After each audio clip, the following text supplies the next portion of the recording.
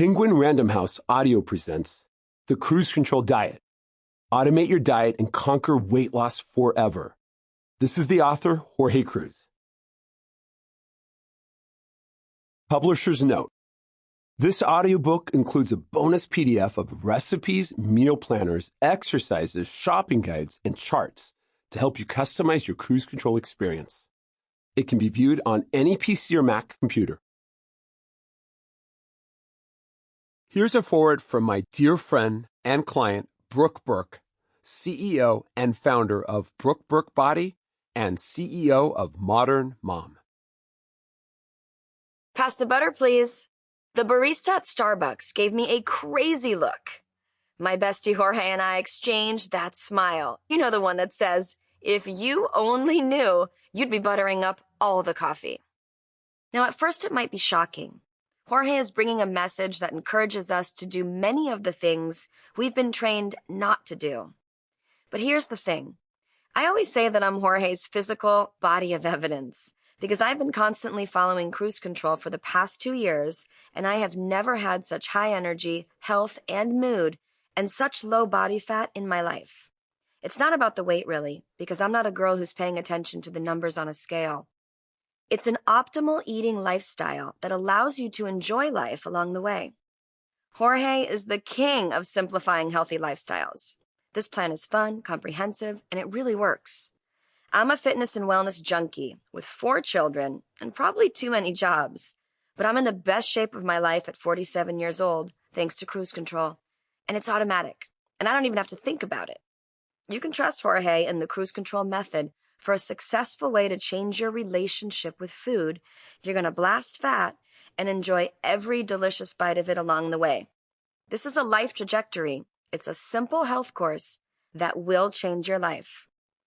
The bottom line is, Jorge's philosophies work, and he walks the talk with a backpack full of unexpected goodies. He usually comes along packing high-fat natural goodies, a grinder full of Himalayan pink salt, and carrying 2 plates full of food to show you that you really can eat more, burn fat, and lose weight. Take this opportunity to reset your lifestyle with the least amount of effort. Don't take my word for it. See me as a body of evidence, and Jorge as your guide to share a new philosophy at a brand new speed. Cruise control is all about getting from point A to point B in the quickest amount of time. It's about finding the right pace and comfort zone to fit your unique journey. It's an age-old secret made new. It works, and now it's yours. Introduction by Jason Fung, MD, author of The Obesity Code and The Complete Guide to Fasting. There are thousands of diet books on the market, and I think I must have read them all. Low-fat diets, low-carb diets, low-calorie diets, paleo diets, keto diets. All of these diets work if you follow them carefully, at least at first. The pounds fly off. Everything goes exactly as advertised. Life is sweet. But this honeymoon period usually only lasts for about 6 months. Then slowly, almost imperceptibly, the diet's power seems to wane. The pounds are not flying off, but the scale is still moving in the right direction, just a little slower. Then slower. Then slower again. So you redouble your efforts. You go lower fat or lower carb or lower calorie than ever. This intensified effort pays dividends, but not at the rate of weight loss you enjoyed at the start. Then the dreaded, inevitable day comes, as you always knew it would. The pounds stop coming off completely, a plateau. But it's still all good, you tell yourself.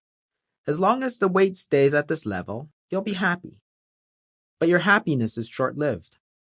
Because despite your maximum efforts, your weight starts to budge upwards, slowly at first, but with growing horror, you see it accelerate. Within a year, or 2 at the maximum, your weight is back where it was when all this effort to lose weight began. You're crushed. You're devastated. You know you've tried your best, even as you face the silent accusations and crushing condescension of your friends and family. Again. It happens to the best of us. If you've ever watched any of the weight loss competition shows on television, you'll know that insane amounts of exercise combined with highly restricted diets, can produce very impressive results, but only in the short term. You might have noticed that they never have reunion shows because all the contestants have gained their weight back.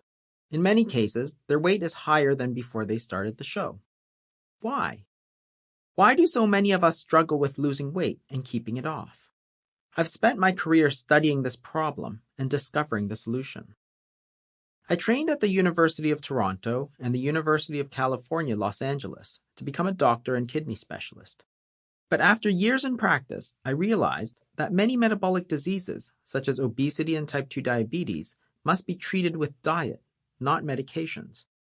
I, along with most other doctors, had missed this seemingly self-evident point that dietary diseases must be treated with diet, not drugs. Now we see it. Using medications for a dietary problem was as useful as bringing a snorkel to a bicycle race. Today I run an intensive dietary management, IDM, clinic in Toronto where I've been seeing patients for 18 years. I've been in the daily fight to help people lose weight and keep it off, and I've been researching and writing about weight loss for 10 years too. Both in my clinic and in polite company, everyone asks the same question: what should I eat? What's the magic combination of ingredients and quantities? Should we eat avocados or kale? Should we eat bacon or skinless turkey breast? Should I eat vegetables or meat? But here's what all of my thought and experience tells me. What to eat is only half the equation. Questions about diet, ingredient questions, don't get at the other key part of the equation, timing questions. They fail to address whether we should eat 3 meals or 6, early in the day or later at night. In fact, most diets completely ignore this when question altogether. It's therefore no wonder they've all failed to deliver the promised weight benefits over the long term. No matter how much we adjust the foods we eat, if we don't acknowledge and change the timing of our eating, we won't be successful. We can change what we eat, and we can eat healthier ingredients, quinoa, cabbage soup, leafy greens, but that's only half the problem.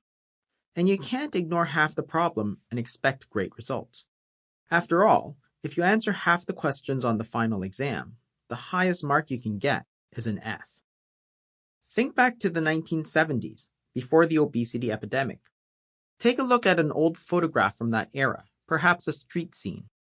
What is incredible is just how little obesity there is.